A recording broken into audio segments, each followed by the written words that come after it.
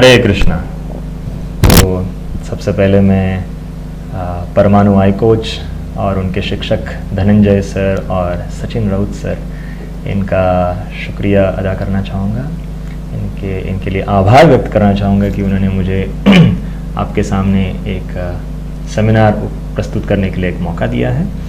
तो ये बहुत ही रेलेवेंट टॉपिक है आज का जो हम लोग डिस्कस करने जा रहे हैं क्योंकि कभी कभी बहुत सारे कैची टाइटल्स होते हैं लेक्चर्स के, और टाइटल देख के ही कभी कभी लगता है अरे अटेंड करना चाहिए।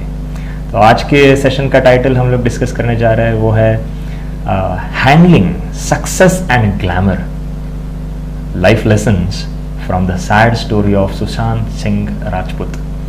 तो हमें सबको पता है ये दुखद घटना कुछ दिनों पहले ही हुई थी जहाँ पर सुशांत सिंह राजपूत इन्होंने सुसाइड कर लिया था।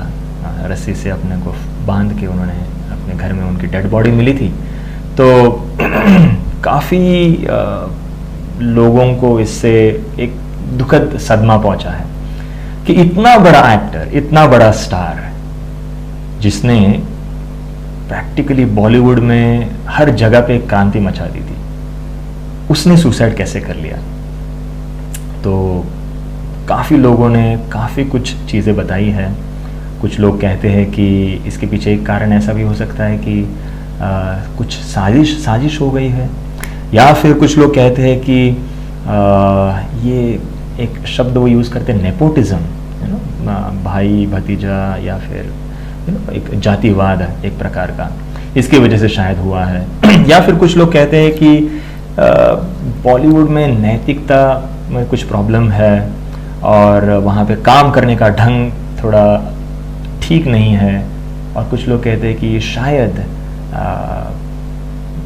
सुशांत एक प्रेशर के अंदर आ गया था और उस प्रेशर के अंदर आने की वजह से उसने सुसाइड कर लिया। बहुत सारी चीज़ें हैं, लोग बहुत सारी चीज़ें कह रहे हैं, लेकिन एक्चुअली अभी जो कुछ भी हुआ है उसको हम लोग चेंज तो नहीं कर सकते। सुशांत को हम लोग वापस तो नहीं ला सकते, लेकिन सुशांत के जीवन से हम लोग कुछ ज़रूर सीख सकते हैं जो सुशांत के साथ हुआ उससे।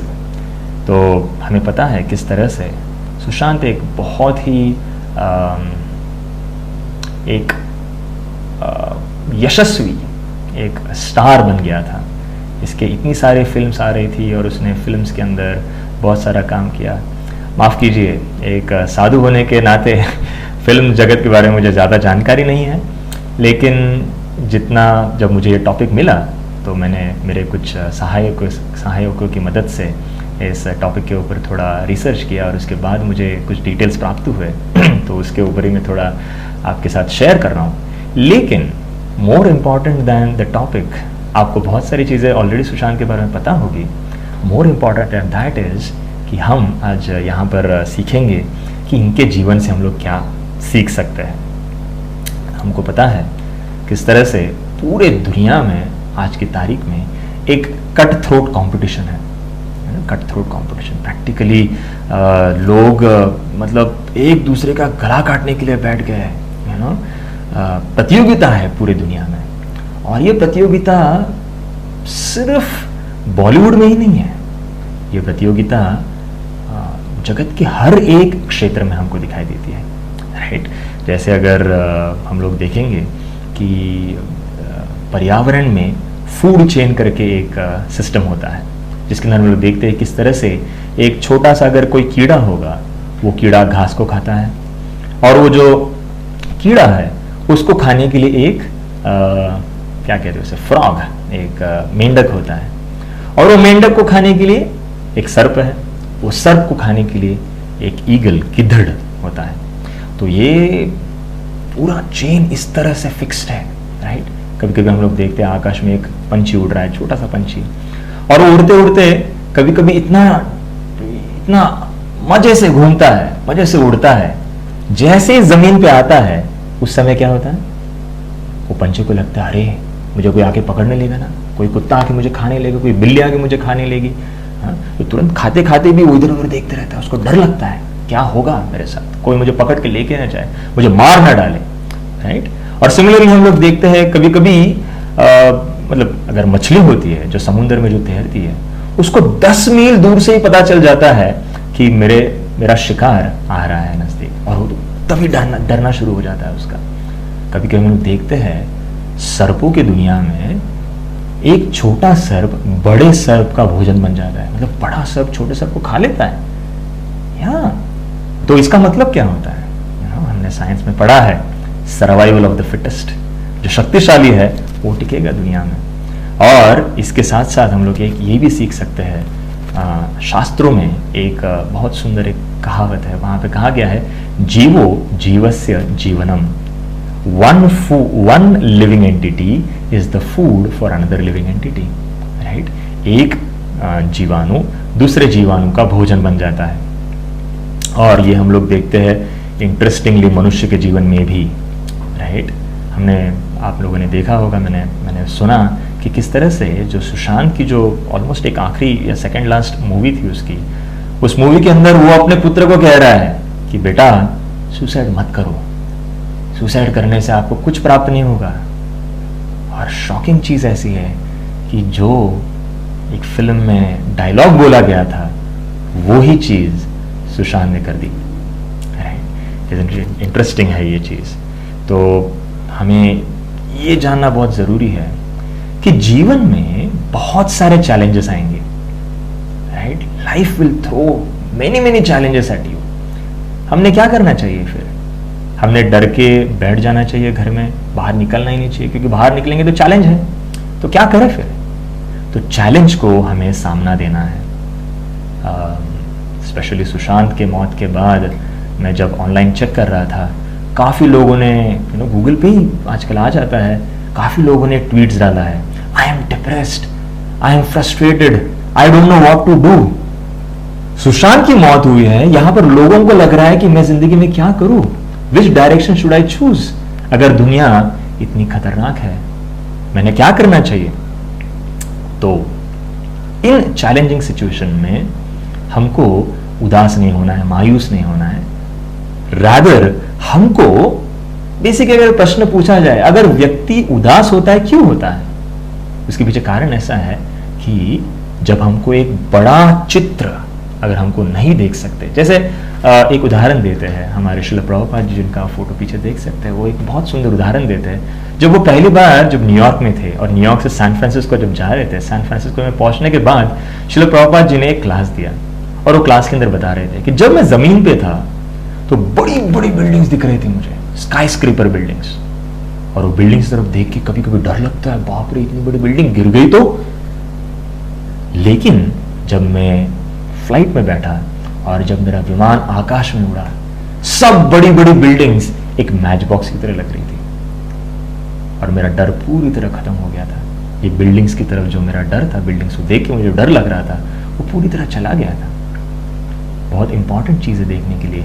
हम लोग जीवन में जब एक धरातल पे जब काम कर रहे हैं, एक ग्राउंड लेवल पे जब काम कर रहे हैं, चीजें हमको भयावह लगती है, डर लगता है, क्या करे क्या नहीं करे समझ में नहीं आता, राइट? कौन सी दिशा ले, it's like a jigsaw puzzle, कौन सी दिशा में जाए, नीचे बैठ के नहीं देख सकते। लेकिन जैसे हम लोग आकाश में उड़ते हैं, we rise above our level, we will be able to see a bigger picture, और हम लोग रास्ता ढूंढ सकते हैं जिंदगी में। इसीलिए हमारी चेतना को ऊपर उठाना बहुत ज्यादा जरूरी है, राइट? और इसीलिए कभी कभी क्या होता है जैसे जो मैं बता रहा था कि कुछ लोगों ने ट्वीट्स लिखा है, मैं फ्रस्ट्रेट हो गया, मैं डिप्रेस हो गया, क्योंकि काफी सारे लोगों के लिए सुशांत एक रोल मॉडल था, और रोल मॉडल के साथ ऐसा कुछ हादसा हो गया, उनको लगता है कि शायद मेरे साथ भी ऐसा होगा। एक चीज याद रखना बहुत जरूरी है कि we should not too much identify with our role models. Yes, हमारे रोल मॉडल के साथ कुछ हुआ है, लेकिन ऐसा जरूरी नहीं कि हमारे साथ भी ऐसा होगा।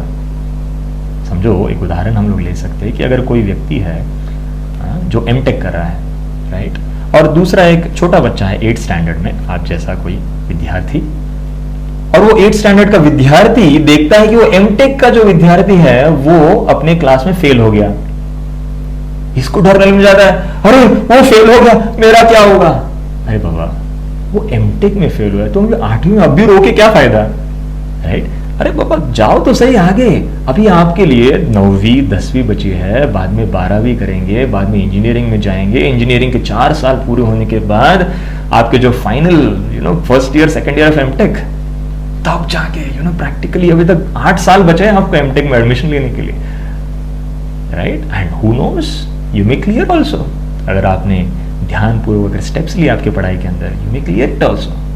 सो अभी से डर के कुछ फायदा तो है नहीं, ये बहुत जरूरी है समझना।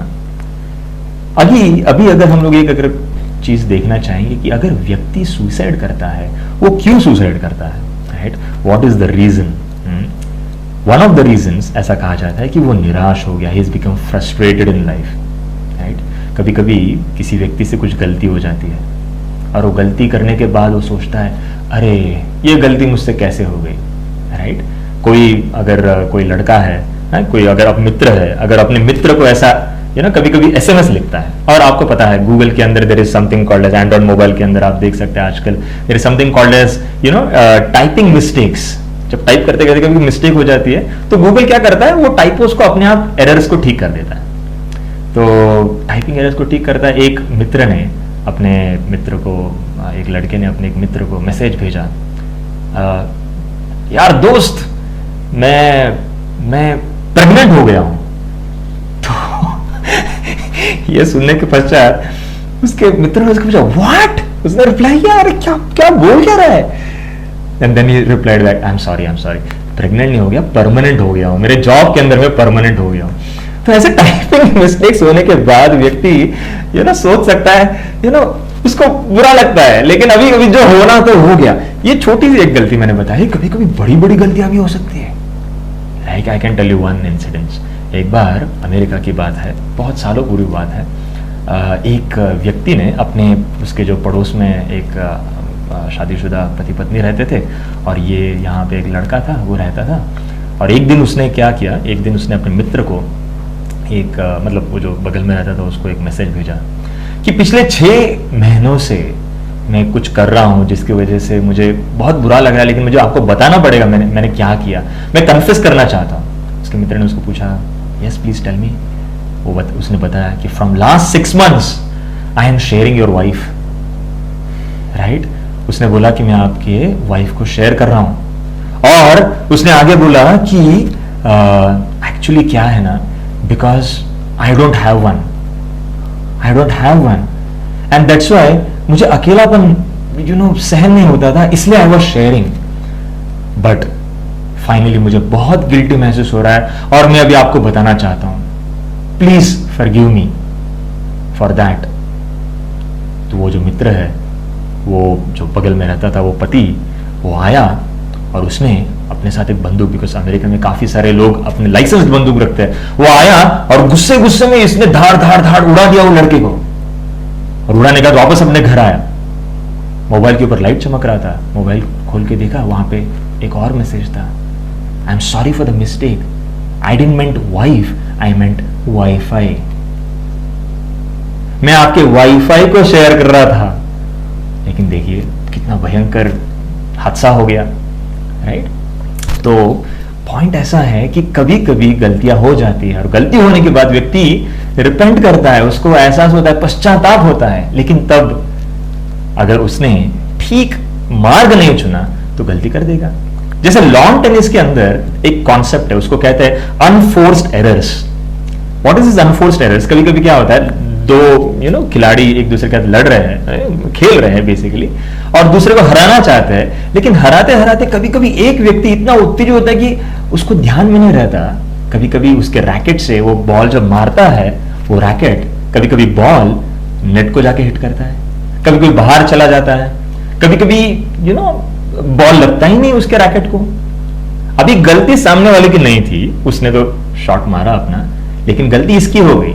इसकी क्या गलती हुई? इसने जो अपना शॉट था वो ठीक से नहीं मारा। अभी दोष किसको देना है? सामने वाले को देना है कि हमको खुद को देना है? These are called as unforced errors. आप चाहते नहीं थे ये गलती हो, लेकिन हो गई, right? So there is a tendency to commit errors. मनुष्य को कहा जाता है to err is human. मनुष्य गलतियां करता है, लेकिन लेकिन गलतियां होने के बाद उससे what should be the next step? Frustration, depression, stressed out, खुद को खत्म कर दो, कुछ फायदा नहीं है जी के। नो। अगर कोई छोटा बच्चा है, अगर वो चलना सीख रहा है, या फिर अगर कोई आप सब बच्चों को याद होगा, आप सब विद्यार्थियों को याद होगा कि किस तरह से आप जब छोटे थे आपने पहली बार साइकिल चलाना सीखा था, राइट? मुझे तो याद है, मैं जब साइकिल चलाने सीखा था इतनी चोट लगी थी मुझे, इतनी चोट लगी थी, राइट?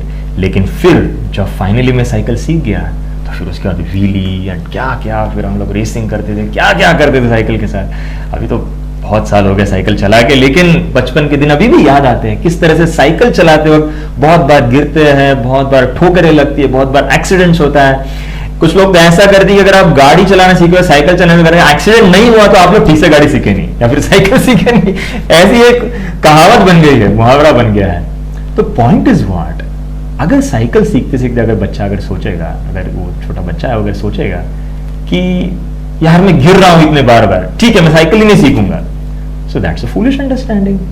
क्योंकि साइकिल तो सीखना है। अगर कोई छोटा बच्चा है, अगर 2-3 साल का बच्चा है, अगर वो चलना सीख रहा है और उसने अगर डिसाइड कर लिया कि मैं इतने बार गिर रहा हूं, मुझे इतने बार चोट लग रही है, रो रहा हूं मैं, अगर उसके माता पिता ने भी उसको सपोर्ट कर दिया और उसको बोला ठीक है तो बेटा मत चल, तू गिर रहा है ना, तुझे चोट लग रही, मत चल, is that a good understanding?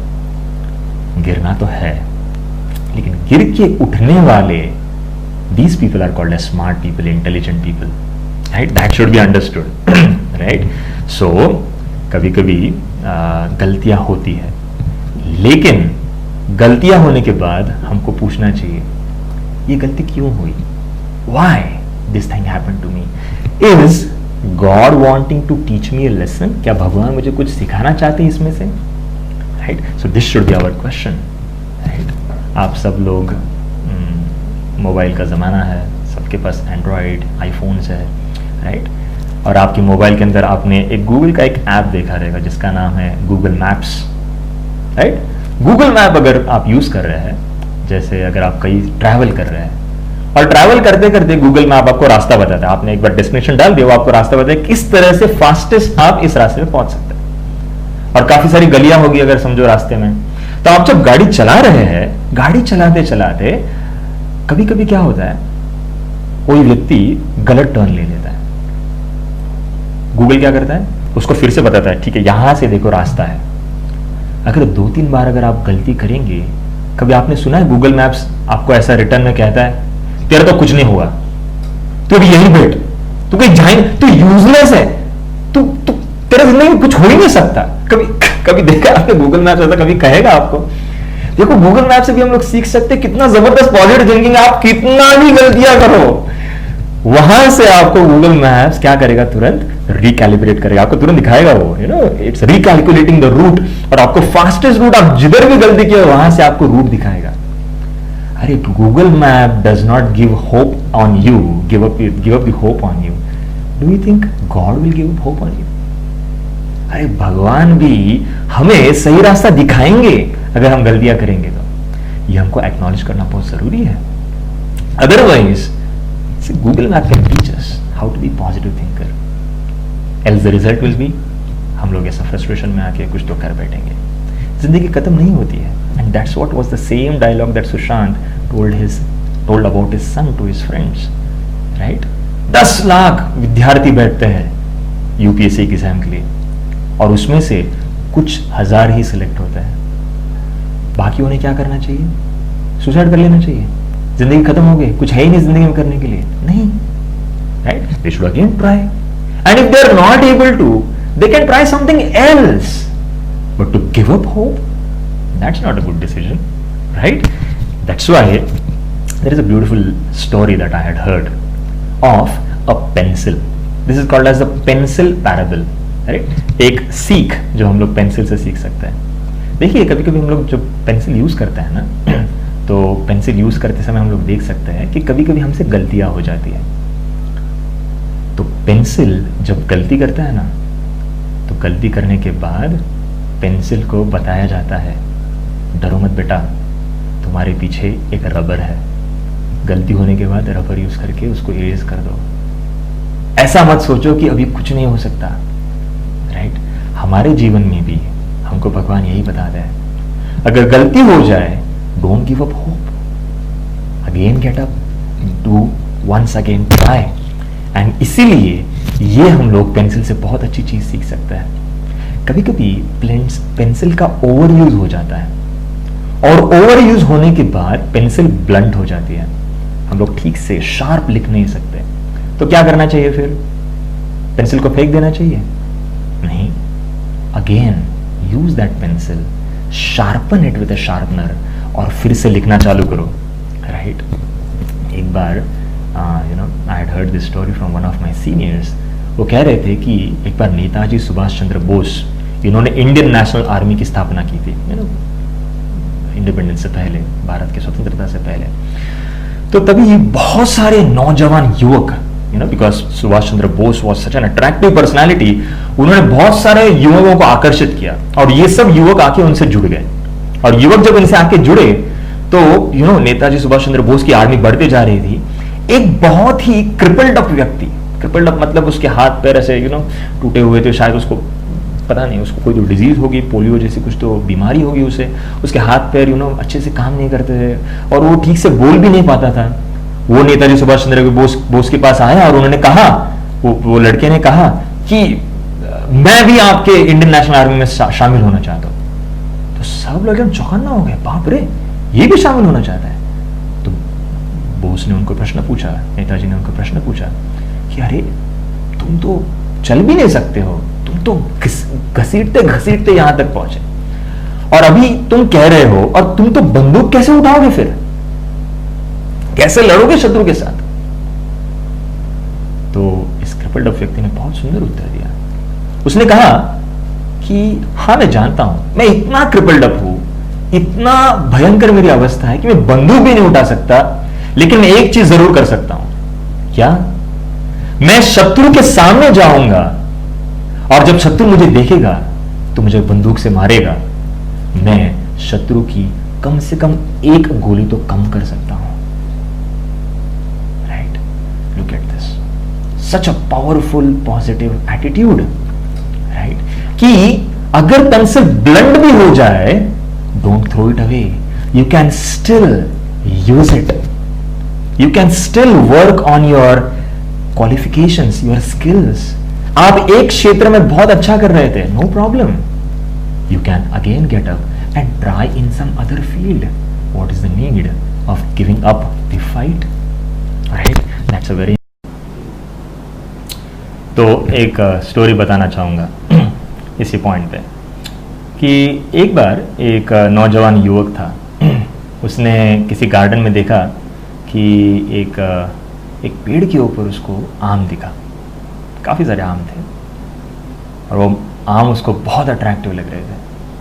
तो जब उसकी आंखों ने आम देखा तो उसके पैर वहाँ पर चल पड़े, और उसके हाथों ने वो आम को तोड़ा, उसकी ज़बान ने उस आम को चखा, और उसके पेट ने उस आम को पचा दिया।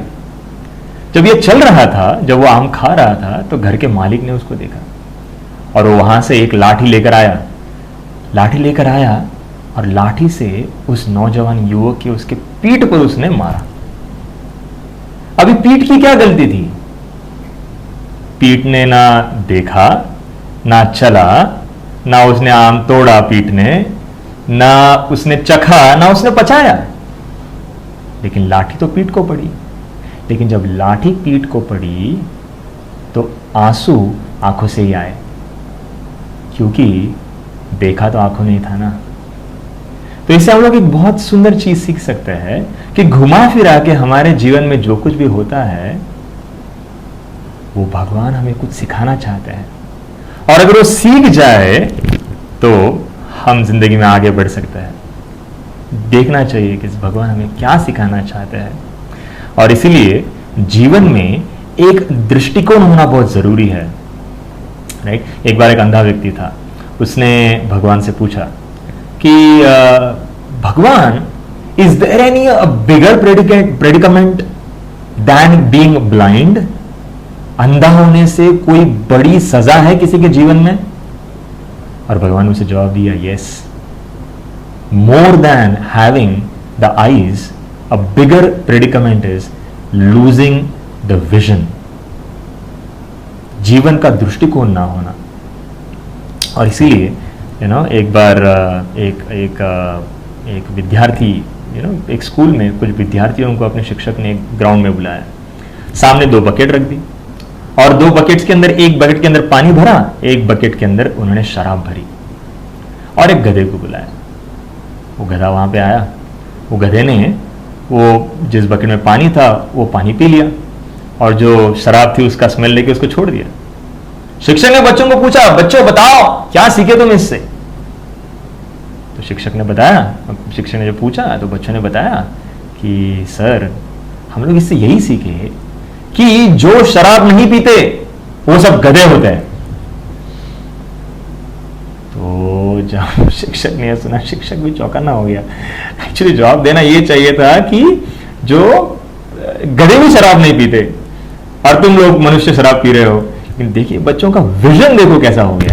तो ये बहुत जरूरी है समझना कि जिंदगी में जो हमारा ज्ञान है, जो हमारी समझ है, उसके अंदर गहराई होना बहुत जरूरी है। अगर गहराई होगी तो जीवन में जब ऊपर नीचे जब हमारे होंगे कुछ चीजें, तो हम लोग उससे बौखला नहीं चाहेंगे, उसको एक सही ढंग से देखेंगे। क्या करें जब जीवन हमें एक कांटों का रास्ता देता है, जब हम गुलाब के फूल ढूंढ रहे हैं।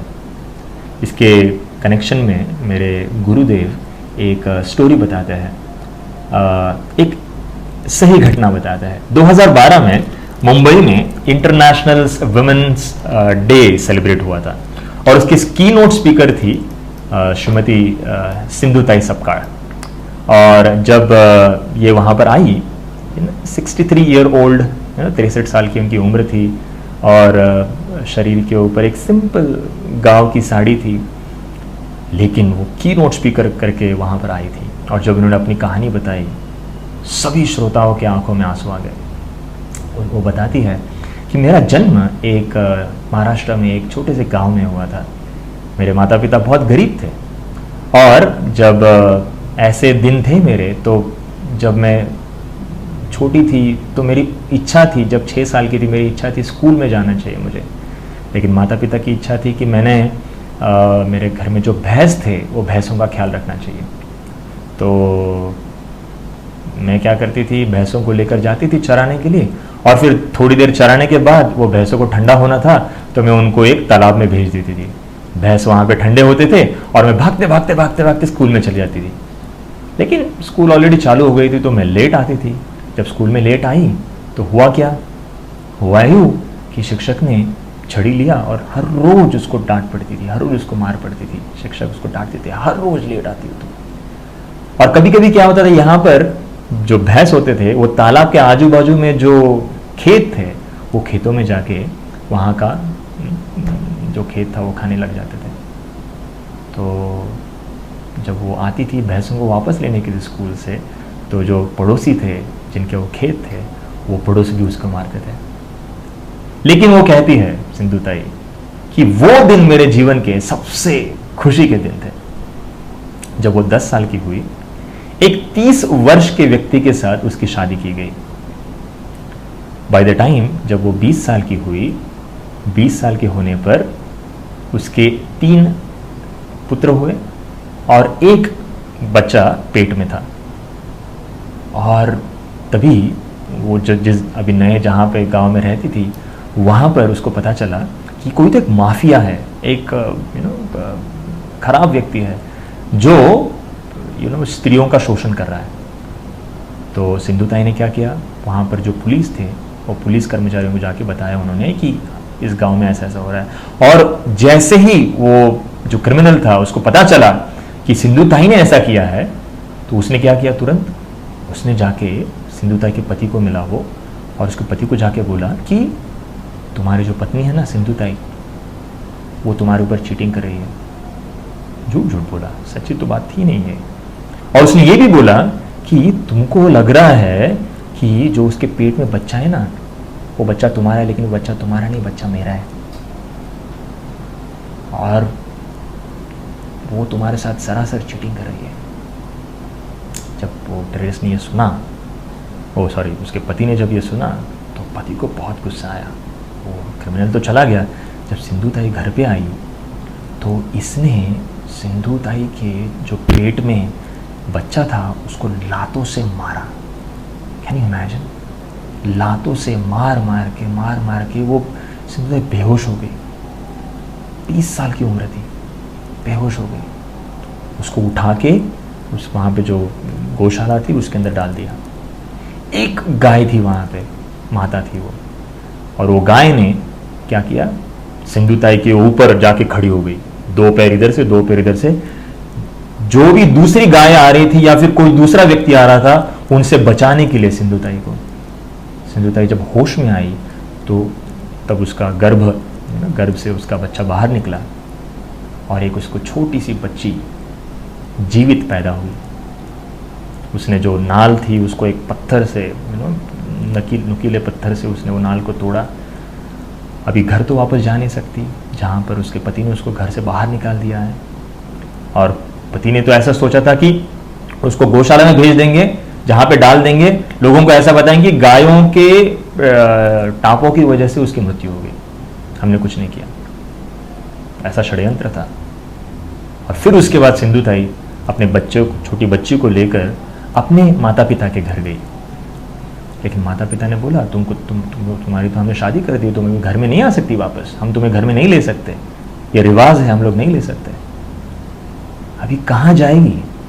और फिर उस समय वो क्रिमिनल तो था, उसके लोग भी थे वहाँ पे, गुंडे लोग, वो रेप वगैरह करते थे। तो उसने क्या सोचा, वहाँ पर एक क्रेमेटोरियम था स्मशान भूमि नदी के बगल में, तो स्मशान भूमि के वहाँ पे जाके रहने लगी कि वहाँ पे भूतिया है, वहाँ पे कोई आएगा नहीं। इस तरह से वहाँ पे वो सेफली रह रही थी अपनी छोटी बच्ची के साथ। और जब भी भूख लगती थी वहाँ पे जो शरीर जलाने के लिए आते थे उनको जो आटा और वो सब जब खिलाया जाता था वो सब लेकर उसको पकाती थी। वही घाट पे जहाँ पे शरीर जलाए जाते थे वो जो लकड़ियाँ होती थी उसके ऊपर उसको पका के वो खा के अपना गुजारा कर रही थी। उसके पश्चात वो मुंबई आई, और मुंबई आने के बाद प्रैक्टिकली उसके जीवन में इतना भयंकर हालत थी उसकी, उसने सोचा मैं सुसाइड कर लेती हूँ, जीवन में कुछ रहा ही नहीं मेरे। लेकिन एक चीज थी उसकी, जब उसको वो गाय ने बचाया, जब वो बच गई, उसको बच्ची पैदा हुई और वो भी जिंदा थी, सही हालत में थी, सिंधु ताई ने ऐसा सोच लिया कि मैं अपना जीवन, जो हेल्पलेस पीपल है, जो जिनकी कोई मदद नहीं करता, ऐसे लोगों को बचाने के लिए मैं अपना जीवन दूंगी। लेकिन जब मुंबई आई, जीवन देखकर, इतनी भयंकर मुंबई की हालत देखकर उसने सोचा मैं भी सुसाइड कर लेती। एक बार ऐसा सोच लिया था उसने, और एक बार ट्रेन के पटरी के पास आ गई अपनी बच्ची के साथ अभी मैं ट्रेन पे कूद जाऊंगी और अपनी जान दे दूंगी। तभी उसने एक आवाज़ सुनी, और वो आवाज़ थी, एक कोई बूढ़ा व्यक्ति कराह रहा था भूख के मारे। वो तुरंत वहाँ पर गई और उस बूढ़े व्यक्ति को उसने कहीं से तो जमा करके उसको खाना खिलाया। और तब उसको याद आया, भगवान ने उसे याद दिलाया कि तुमने प्रॉमिस किया था, तुम अपना जीवन लोगों के लिए दोगी, तुम जीवन सुसाइड नहीं करोगी तुम अपने जीवन में। और उसके बाद उसने एक पेड़ के नीचे बैठी, और सिंधु ताई ने उसके बाद सोचा कि मैं इसको कैसे इसको मुमकिन करूं, कैसे लोगों की मदद करूं। उसके पश्चात उसने कुछ छोटे छोटे बच्चे थे, ऑर्फन्स, जिनके माता पिता नहीं हैं, ऐसे बच्चों का ख्याल रखना शुरू किया। ख्याल रखते इतने बच्चे बढ़ गए, और उनके लिए ये भीख मांग के कुछ भी करके खाना लाती थी और बच्चों को खिलाती थी। कुछ पुण्यवान लोग थे, उन्होंने उसको पैसे दिए, एक रहने के लिए जगह दी जहाँ पे वो बच्चों को रख सकती है।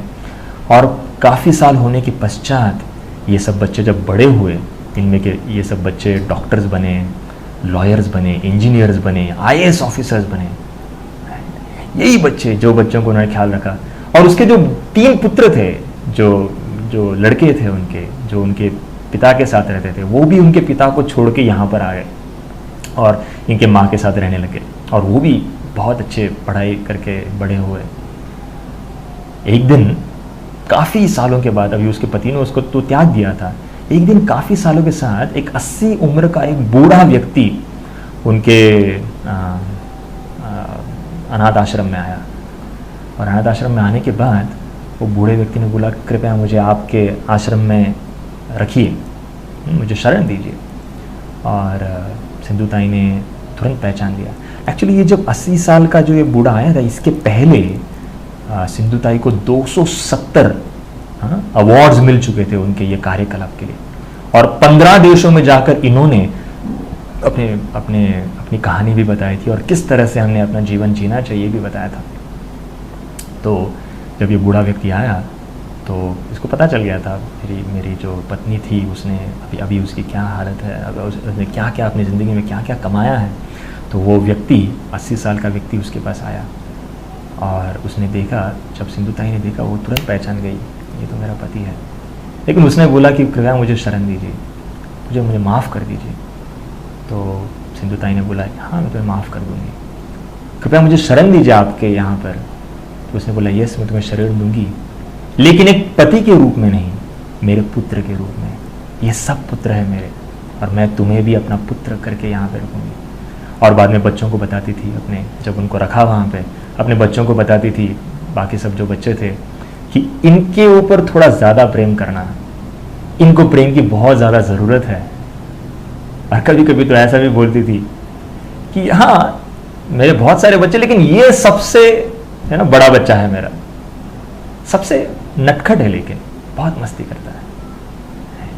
तो ये स्टोरी थी सिंधुताई सपकाळ की, जिन्होंने अगर समझो, अगर वो जो क्षण था उनके जीवन में जब उन्होंने सोचा था कि मैं सुसाइड कर लूँ, अगर वो सच्ची अगर कर दिया होता तो शायद आज हमारे पास सिंधुताई नहीं होती। तो सीखने की बात इसके अंदर से ये है कि जीवन में बड़े बड़े प्रॉब्लम्स आएंगे, और सिंधुताई कहती थी कि जब जीवन में बड़े बड़े प्रॉब्लम्स आएंगे ना, तो हमको खड़ा होना चाहिए। जब हम खड़े हो जाते हैं उनसे लड़ने के लिए, तो प्रॉब्लम्स अपने आप छोटे हो जाते हैं। एक भक्त मेरे मित्र वो कहते थे कि don't tell Krishna how big your problems are. Krishna को ये मत बताइए कि आपके प्रॉब्लम्स कितने बड़े बड़े हैं, रादर कृष्ण को ये बताइए, रादर आपके प्रॉब्लम्स को बताइए मेरे कृष्ण कितने बड़े हैं। Right, so that's a very important lesson, and that's why एक बार बहरीन में, आप अगर कभी ऑनलाइन चेक करेंगे, बहरीन में एक पेड़ है, उसका नाम है ट्री ऑफ लाइफ। ये ट्री ऑफ लाइफ ऐसी जगह पर है, ये जो पेड़ है ऐसी जगह पर है जहां पे चारों जगह, आप वहां पे जाके खड़े होंगे, आप जिधर तक जाएंगी वहां पर पूरा रेगिस्तान है, और ये रेगिस्तान के अंदर ये पेड़ है, सालों से यहां पर है। ऐसा कहते हैं वो 400 वर्ष पुराना पेड़ है, इसकी ऊंचाई 120 फीट है। लेकिन ये पूरा साल जहां पर टेम्परेचर 50 डिग्री से कम नहीं होता, 50 डिग्री सेल्सियस से कम नहीं होता, यहाँ पर यह हरा भरा पेड़ वहाँ पर है। और उस पेड़ के नीचे आप देखेंगे, आजू बाजू में कहीं भी देखेंगे कुछ नहीं है खाने के लिए, पीने के लिए। ये पेड़ कैसे जीता है, वहाँ पर साइंटिस्ट लोगों ने रिसर्च भी किया है, ढूंढने की कोशिश की यहाँ पर पानी कहाँ से मिलता है इसको। ऐसा कुछ लोग कहते भी है कि वहाँ पर शायद ईडन गार्डन पहले यहाँ पे था, ईडन गार्डन नहीं, गार्डन ऑफ ईडन यहाँ पे था, राइट। तो काफ़ी सारे लोगों ने तर्क भी लगाया है, लेकिन द पॉइंट इज व्हाट, ये पेड़ हमें सिखाता है, हाँ, ऐसे जगह में रह के हमको सिखाता है डोंट लूज होप। ये पेड़ हमें सिखाता है to hope beyond logic, right. तो ये पेड़ के जीवन से हम लोग देख सकते हैं कि किस तरह से ये अपने आप को नरिश कर रहा है, किस तरह से अपने आप को पोषण दे रहा है, किस तरह से जी रहा है, किस तरह से दूसरों को इंस्पायर कर रहा है कि चैलेंजिंग सिचुएशंस में भी कैसे जीना चाहिए। इतने सालों से ये पेड़ अकेला वहां पे खड़ा है, लेकिन इसकी ग्रोथ हो रही है, ये बढ़ रहा है, और साथ ही साथ दूसरों को आश्रय प्रदान कर रहा है। जो भी उस पेड़ के नीचे आके बैठता है उसको छांव भी प्रदान करता है। What a beautiful lesson to learn from this tree of life. Whatever situations come in life, do not lose hope. और इसीलिए मार्टिन लूथर किंग एक बहुत सुंदर एक कहावत कहते थे, वो कहते थे darkness cannot drive out darkness, only light can. अंधेरा अंधेरे को निकाल नहीं सकता, वहां पे उजाला चाहिए।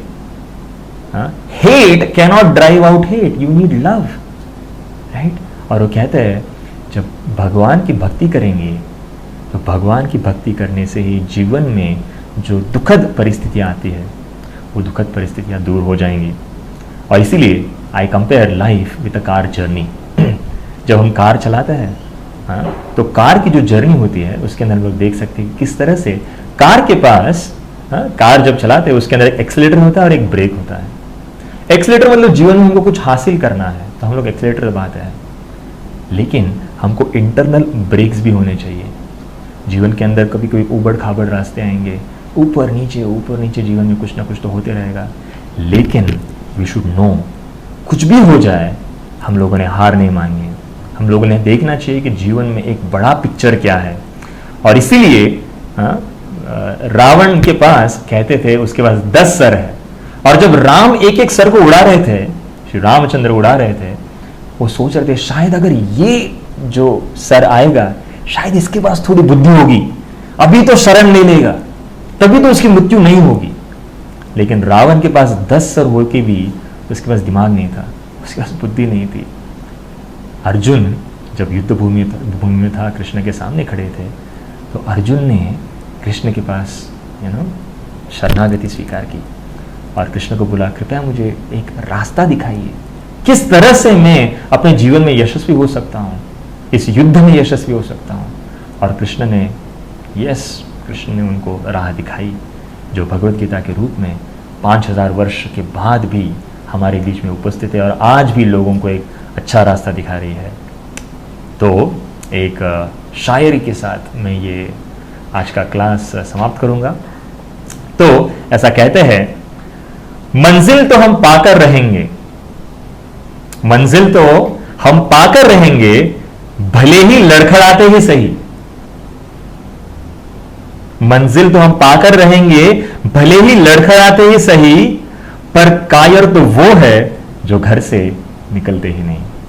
बहुत बहुत धन्यवाद। हरे कृष्णा। मैं देख रहा हूँ काफ़ी स्टूडेंट्स ने कुछ प्रश्न पूछे। Can we take 1 or 2 questions? Can you ask? Yes, sir. Thank you, sir. So I can see some questions here. So first question is, how spirituality can help people to not commit suicide? हाँ, very good question.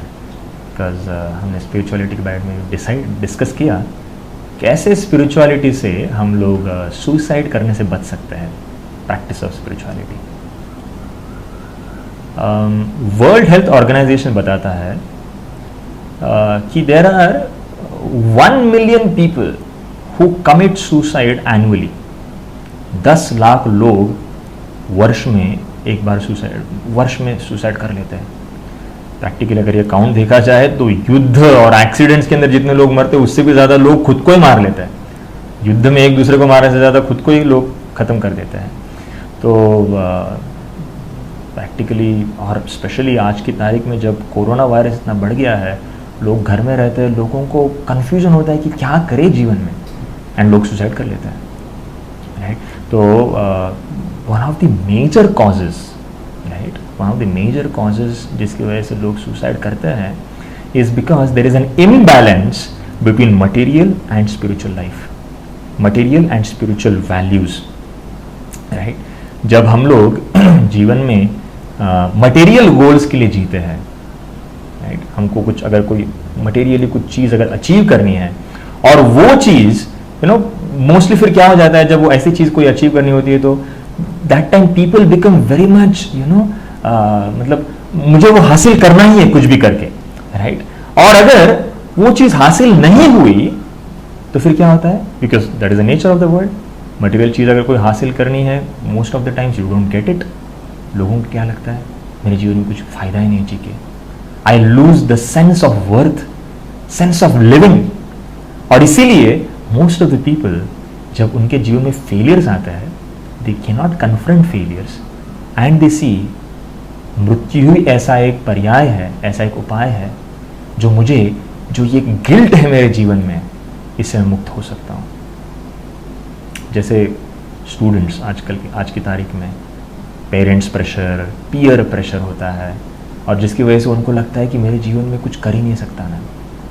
और फिर ऐसे situation में जब उनके grades जब बुरे आते हैं, वो सोचते हैं मैं कैसे फेस करूंगा मेरे पेरेंट्स को, कैसे फेस करूंगा मेरे मित्रों को, and then they commit suicide. So that is why how spirituality helps. Spirituality हमको, आध्यात्म हमें सिखाता है जीवन का एक बड़ा पिक्चर देखना चाहिए कि अगर लाइफ में अगर ये चीज़ भी अगर मैं हासिल ना करूं, life does not get over, because वो सिर्फ एक साल है वो, right. There are many people जो इंजीनियरिंग में, 12th में, 10th में उनको ग्रेड्स नहीं मिलते, लेकिन वो आगे जाकर काफ़ी बड़े बनते हैं। Like for example I tell you one story of J.K. Rowling, आपने नाम सुना होगा, द हैरी पॉटर सीरीज़ की जो लेखिका है J.K. राउलिंग।